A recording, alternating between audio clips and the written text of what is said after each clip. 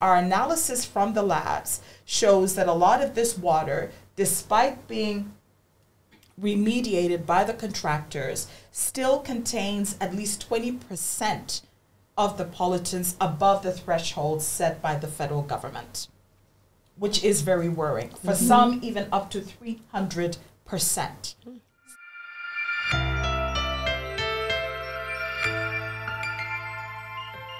Hello, everyone, and welcome to another episode of The Unfinished Bridge, a podcast by Sheikh Yar'Adua Foundation. And today we have two very special guests joining us, Ambassador Nkoyo Toyo and Florence Kayemba. So can you please introduce yourselves? I think you just did. Anyway, I am Florence Kayemba, and I am the Country Director for Stakeholder Democracy Network, SDN, an organization based in the Niger Delta. In fact, we've been based there for 20 years right now. And we have an international secretariat in London. Oh. So thank you. My name is Nkoyo Toyo. I'm a former Nigerian ambassador to Ethiopia, Djibouti, permanent representative to the African Union, permanent representative to the Economic Commission for Africa, and a member of the Peace and Security Council of the African Union. I was also a member of the House of Representatives from 2011 to 2015, and currently do a lot of development type work. Okay, thank you so much for coming. Welcome to the show. So I'll start with Florence. Eco-social justice, what does it mean and why should we be passionate about it? Well, they say the water's life, but the environment is life. If you live and work in the Niger Delta, you would understand what eco-social justice is really about, especially if you are a host community where oil and gas is actually being produced in commercial quantities, and which has been our story for more than 50 years. And we have seen the environment heavily polluted, the soil, the water, the air, and that has affected a number of things. Food security. It has affected public health. It has affected so many spheres. And what has been most perhaps unfortunate is that there hasn't been enough attention given by the government. When I say the government, I also mean the federal and the state government to look at these issues and to see how they can be addressed. They've been allowed to fester for such a long time.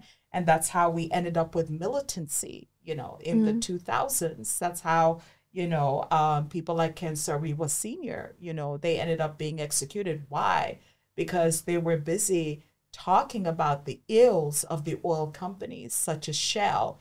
And we see that today there is a new generation of people trying to fight for eco-social justice.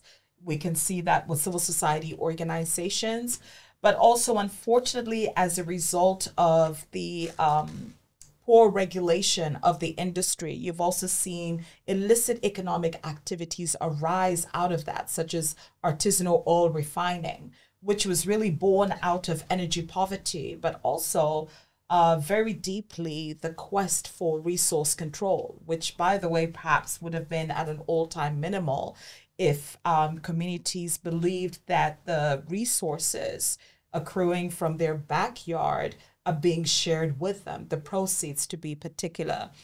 Today, there are opportunities to see how we can redistribute some of that through the host community development trusts, which are basically established by law, and which is a special purpose vehicle through which oil companies are now mandated to provide 3% of the operating expenses of their preceding year into that trust.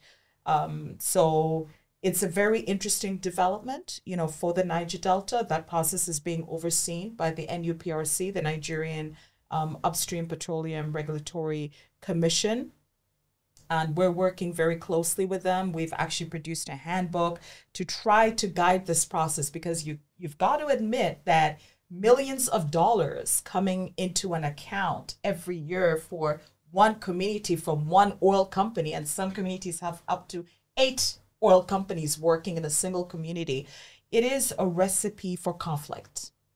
And that conflict could be violent, that conflict could be otherwise. And so these are the type of issues that need to be looked into. Now we have the opportunity to see how some of this wealth is being redistributed, but how we do it is going to matter, especially for a post-oil Niger Delta. Thank you. Ambassador Nkoyo, do you have a different take? I think the area I would probably talk a little bit more about is how the communities themselves get into this whole engagement process. The communities are so vital. I think Florence has said a lot about where the ends of governance and the ends of policy and the failure and the weaknesses and the gaps there. But I think more and more, some of the work we are doing with SDN, for example, is how do we see a community approaches that begin to integrate some of this work into one. And some of those integrated approaches means also to some extent, how do we own back some of what we have over time left governments to decide on our behalf? Because I think a lot of what happens in the Niger Delta also is a bit of blame game. People say, oh, this hasn't happened, that hasn't happened, which is true. A lot of that hasn't happened, but at the same time, the question is how much of it can we appropriate as our own failures as region people? I think we're seeing that more and more, and we're asking ourselves, what can we, in terms of going beyond the complaint culture and the culture of agitation and disaffection. You would normally hear someone from the Niger Delta, I am telling the international community, thanks to SDN and people like them. And I'm like, wait a minute. I thought it was Wike and Sim that decided on this stuff. So where is the international community? So that's a lot of that going on in our region. And so what I think we need to own more is where we haven't done enough, and where we've allowed our young people, particularly in the region, to have this very huge sense of entitlement, which they are. They have some.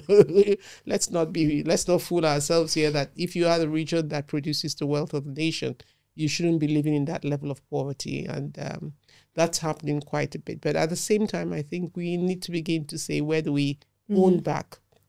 And this host community thing that Florence has raised just now, and the work they are doing on it, I think is very crucial, because it's very conflict embedded, and it's ridden with factionalizations, and it goes to just show you the human nature of society. It's one thing to blame another person, but you yourself, when the thing comes to your table, you are not any different from the person you're blaming. And so I would say to that extent, there's something to be done there. And just the thought of being a woman as well. We haven't paid enough attention, and we're still trying to do that, to what women can do and do differently. We also know about the transformative of roles what women can play in those spaces. But of course, even when that space is given to women, it's often controlled from the back by the men, and the culture, the mainstream culture, which is a normalization of violence in that region. So how do you begin to unpack all of that and still own the voices that we need to see? And how do you create voices for people like the women, who are very important actors in communities? I mean, when we think about water, it's a woman who goes to the stream, is a woman who uses that same water to cook food, to prepare, to bath, do the cleaning, the laundry and everything. So, and yet all of that is not configured into the fact that we're also fighting over who spilled the oil into the water.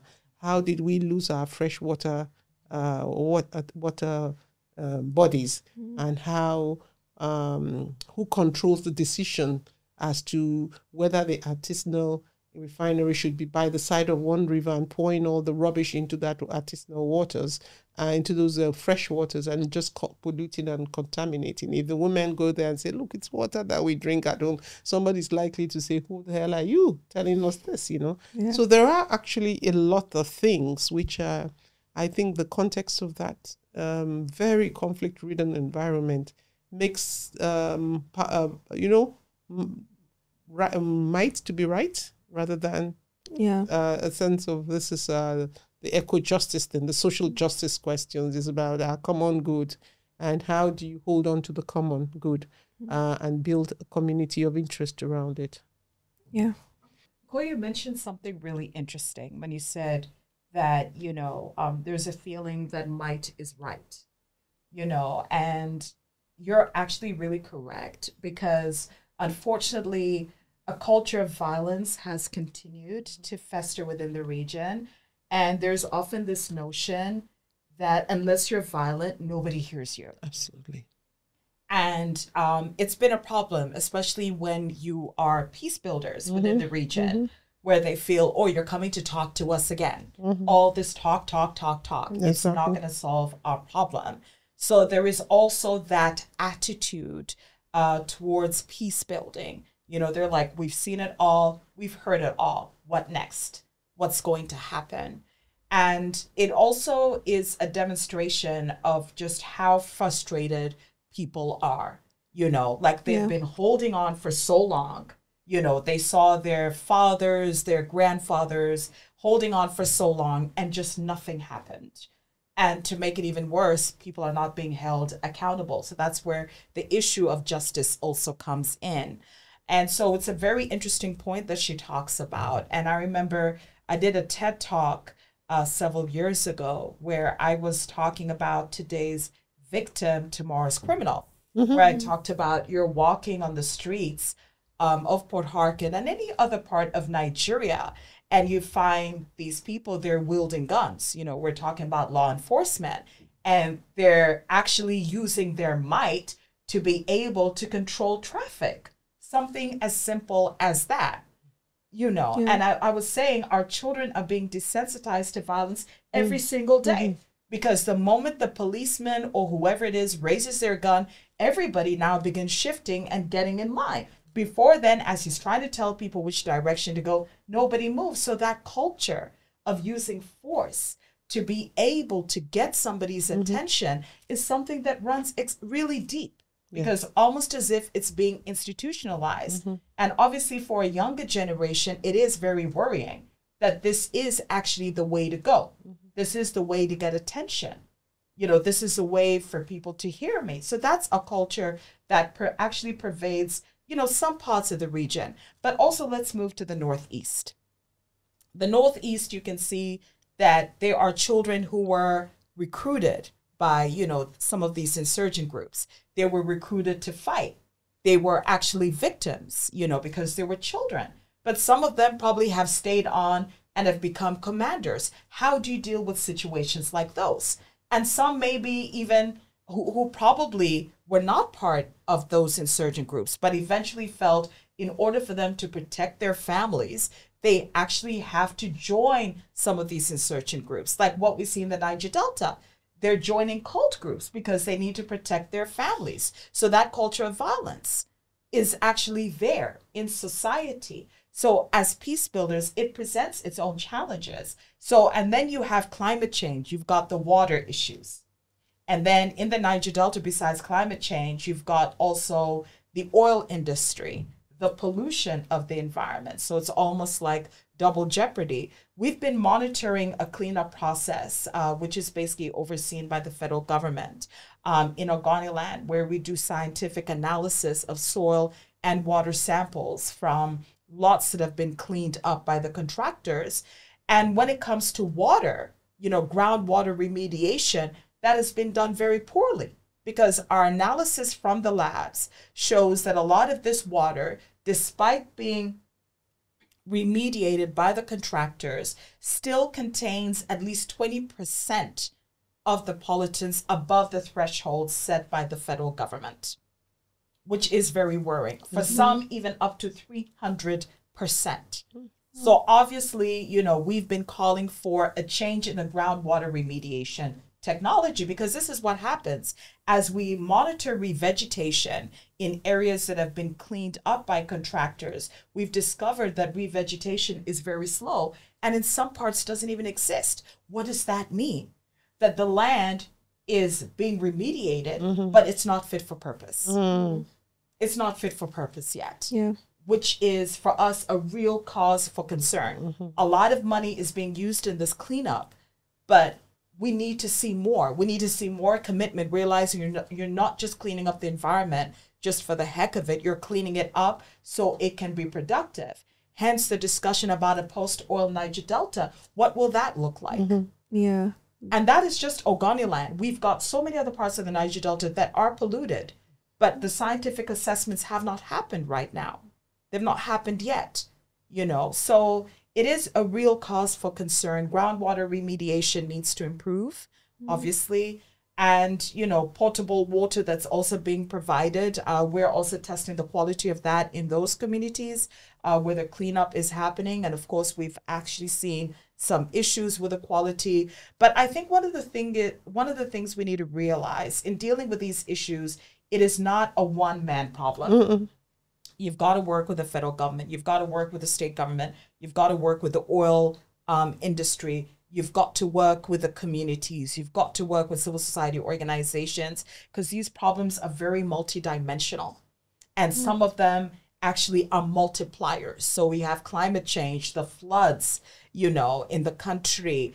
You've got drought. You've got so many issues. And all of these sort of converge and reinforce each other to create problems like insecurity, food insecurity, which, by the way, is a fundamental issue right now in Nigeria. I don't even know if we have data as to the degree of how food insecure we are at the moment. So when we talk about this environmental issues, the social justice issues, I'm one of those that believes, yes, it's great to hold the placards, but it's not necessarily going to solve the problem. It's people sitting around a table, each one realizing they've got a responsibility and seeing how we can all work together to actually address these issues. Yes. Yeah. You mentioned what the future might hold for the Niger Delta. Yes. So going off of that, what does a just transition mean and how can we achieve it? Just transition is a very broad term, but obviously if we look at the current divestment process in the Niger Delta at the moment, that can be almost looked at as part of the just transition process. Although, unfortunately, it's one oil company to another oil company. So we're not necessarily seeing a transition from using fossil fuels to using green energy, So what is worrying for us in particular within the just transition is the cleanup of the Niger Delta. So let's say tomorrow we were to phase out oil and focus on green energy. That obviously will produce different types of livelihoods people can engage in. How is that going to happen when the environment is still very much polluted?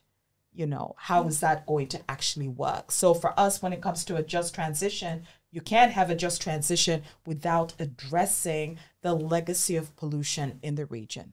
It's simply a farce without doing that. Yeah. Ambassador Nkoyo, could you share your insight as well? On the same issue? Yes, just transition, yes. In the end, justice is something which people own. Justice is not just an intangible. I mean, it's an intangible, but at the same time, it doesn't just hang up there in the air. Individuals have to feel that justice has been done. Justice is an idea that resonates with people. It's not an idea that is conceptually hanging on the walls of things. You don't create a just wall and hang it on the wall. I have to feel the sense of justice in the end. And I think it's going to take a long time to tell people you've taken so much from that you've given back to. And really, what can you give back to them? You spoil the environment. A lot of them have been killed, died. The young people, like we've said, have become so mentally militarized. And I was at a meeting with the wives of the governors of the 6 states of the South. And one of the issues we raised was just the propensity with which girls 13, 14 were pregnant and just into all sorts of lives, which is a function of that violent and very masculine, toxic masculinity. So how do you create justice for the spoils? Out of the spoils, I think it's much more than just a transition. It's also about restoration. It's also about, like she said, how do you some retribution? What do you do to get people to come back to where they sit with you and say, this feels good.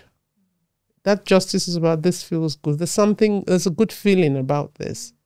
Even where, like she said, they're trying to do some sort of inclusion of the locals and everything, the host community issues and all of that. It's creating conflict.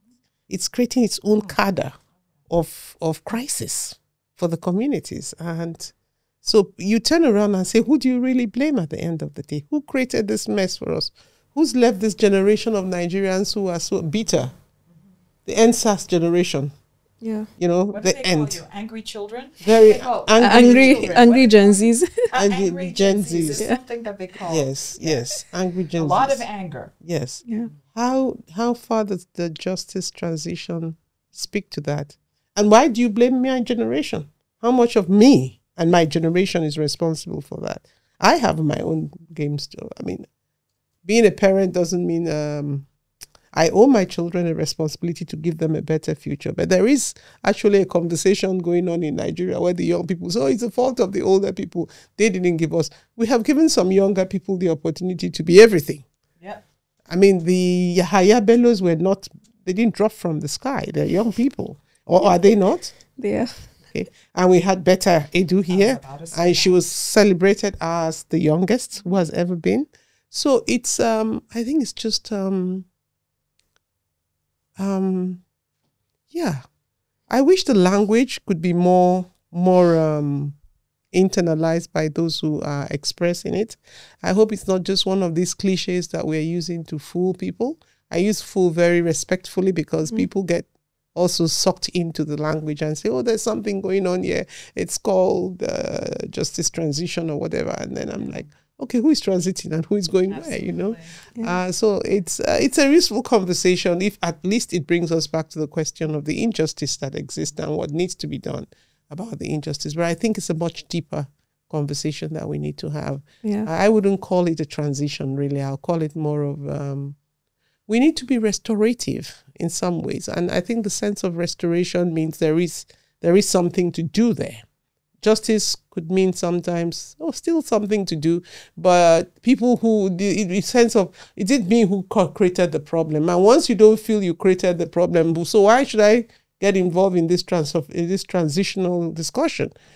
It's a societal problem, and the entire society has a role to play in it. So I would say it's a conversation that is useful, but certainly doesn't answer problems of the region. Yeah. That was a very powerful way to end. I feel like just restoration, not just transition. So yeah, Florence Kayemba, Nkoyo Toyo, thank you so much for joining us. Your insights have been invaluable. Thank you.